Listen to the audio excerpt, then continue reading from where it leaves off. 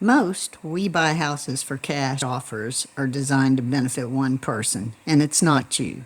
Have you ever gotten a letter or an email that says, "We'll buy your house for cash, no repairs, no inspections"?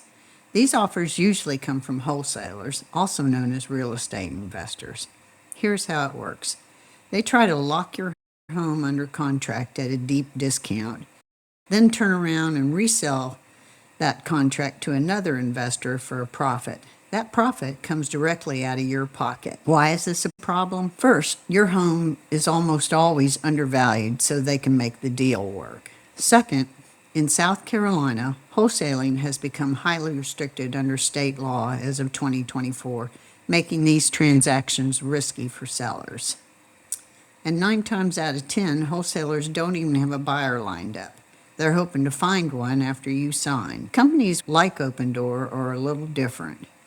They do buy houses directly, but again, at a discount. If you want to know what your home is actually worth in today's market, send me a message or give me a call. My contact info is in the description below.